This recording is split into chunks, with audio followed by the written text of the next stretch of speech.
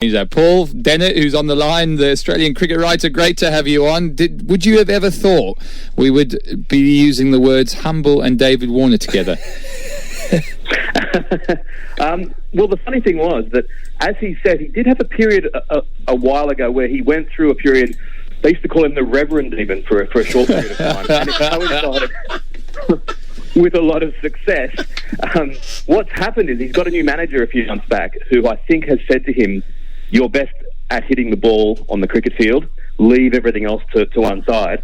And I think that he's starting to do that, and he's realising that if he doesn't become a target and doesn't, have to be the attack dog, then things will be a lot more enjoyable for him. Listen, I mean, we can talk about his attitude and what's happened with him over the last few years, but really, let's be quite frank, it is his batting that gets the headlines at the moment. And, since he's come back, his form in the IPL, his early form in this World Cup has been quite mature. He's batted maturely. Is that it's not a word I would, you sort of talk about David Warner being quite swashbuckling, takes this sort of attack to you, but actually the way he's batted, he's almost held the Australian innings together.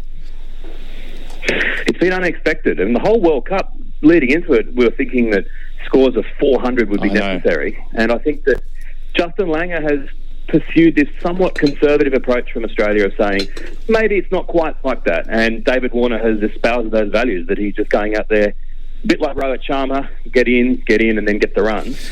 I'm not sure if that's going to be the same attitude tomorrow against England, where the one side that can really score a mammoth total, maybe we'll see the old-fashioned David Warner coming back a bit. Yeah, you say that, but I think that's where the other teams have been quite smart. England have come in with this gung-ho sort of, one-size-fits-all approach, which has obviously dominated one-day cricket on good wickets, good flat wickets, and they've played incredibly well. But we're now seeing, perhaps that lack of ability to sort of play a different style, given that the wickets haven't been that consistent.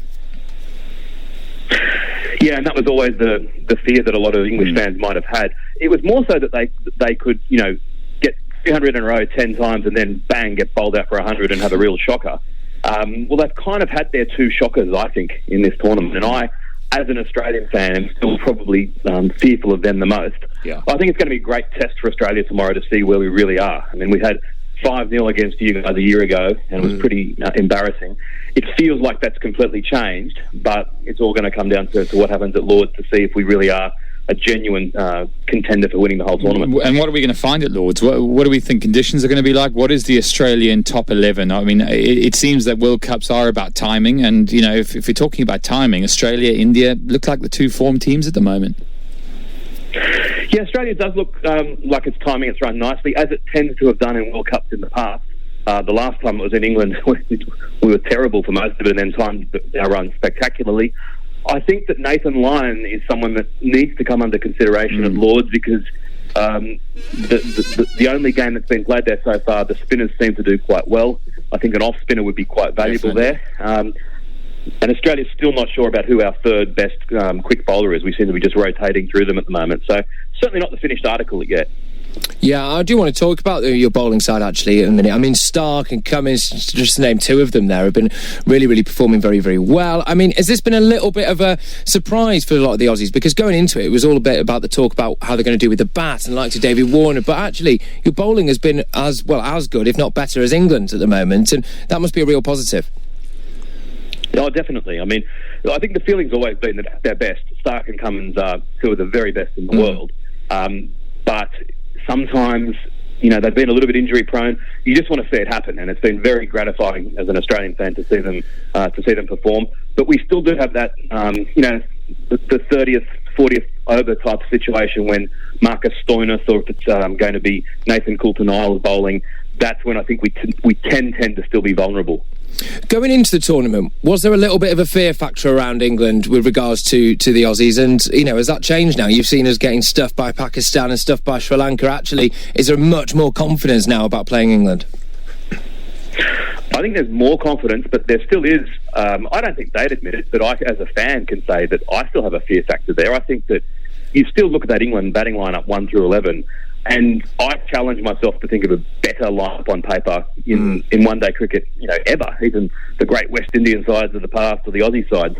I still think that with, players of the calibre of Butler, and now that Stokes is back in form as well, there is a fear factor there, and the pessimist would say, as I said before, that England have got their bad games out of the way, and although there's a feeling in England that they might miss the semi-finals, I don't think they will. I think they'll still qualify for the semi-finals and will still be very difficult to beat. Come on, Paul.